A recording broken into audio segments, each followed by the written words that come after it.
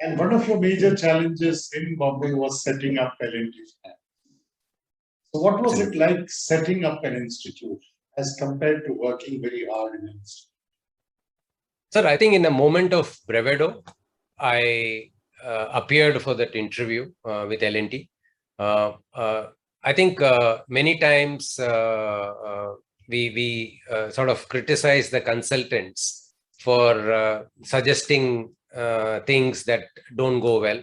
But I think to the credit of McKinsey then in the early 90s, they suggested that L&T should get into services business. At that time, L&T was known for manufacturing and projects. They were just about making their mark, but they were more for manufacturing that they were known.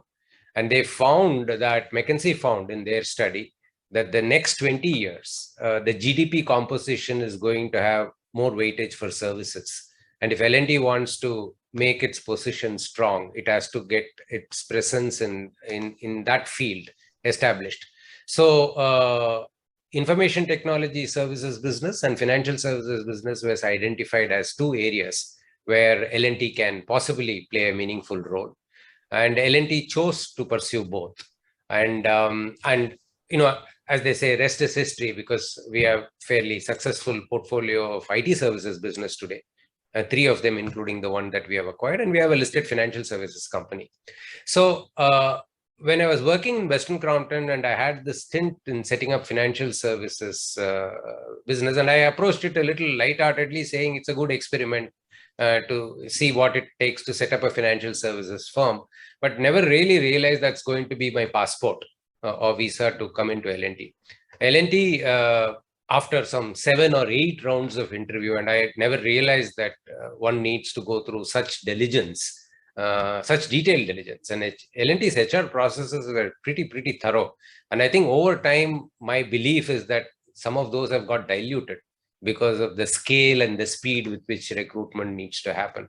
And the whole talent management dynamics have changed today. But those days, I think we were more keen to be employed by L&T and or such organizations. So we had to endure those 6, 7, 8 rounds of interviews. And finally, they selected me to work on the blueprint for financial services plan. And I remember the nights that I used to work sitting on my sofa in my living room, trying to put a 5-year plan.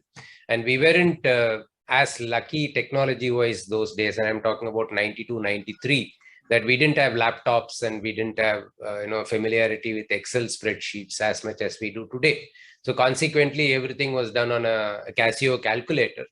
And we used to come and present it back to the executive committee of L&T. And after about 3 months of hard work, I got a princely sum of 5 crores allocated by L&T for setting up the financial services. And that is how my journey with L&T began. And that 5 crores had to be very carefully utilized, because the belief was 1:10 gearing was possible for financial services firm. So I was supposed to raise 50 crores on the back of that 5 crore and create an asset base of about 55 crores. But fortunately for me, I think Mr. Devasthale, who was my sponsor, unfortunately, he's no more with us today, but he was my mentor and sponsor through the period of his tenure and my tenure, overlapping tenure there. He has been a great supporter. He helped me set that business up, recruit people. It was a startup experience, sir, and an experience that I would like to carry in my memories through my professional life, because it taught me a lot of things. It taught me the importance of policies. It taught me the importance of processes. It also taught me the importance of putting the purpose before people. And it was so important that we need to have the ability to influence outcomes. So the responsibility, and at that time I was in the mid-30s, and not that I've had great years of experience. So I was learning on the go, and I had very supportive environment to do that. And it was important that we sell the idea of financial services business, because to borrow and lend, L&T was a little allergic, because they were always worried, what if the borrowers from L&T does not return the money, whereas our obligation to pay to our lenders stays. So this asset liability mismatch, I mean, today we are far more familiar with these concepts thanks to RBI's various policy prescriptions. But those days, it was not so well formed. So all this asset liability management and the ability to be choosing prudently whom to lend and do a project evaluation, payback period for the assets that we were financing. Those were fundamentals of financial services business, and that we learned. And secondly, to go and sit with the customer, identify his need ahead of his requirement was also something that experience taught me. Because I think once the need is identified, I would be way behind in the queue of lenders wanting to lend to that particular entity, particularly if they're a very creditworthy entity. So how to get ahead of the queue is to have thought partnerships. So what I learned through this process was, I think it is very important to co-create an idea with your ultimate customer. And once you do that, then you get the foot in the door and all the other things remaining same.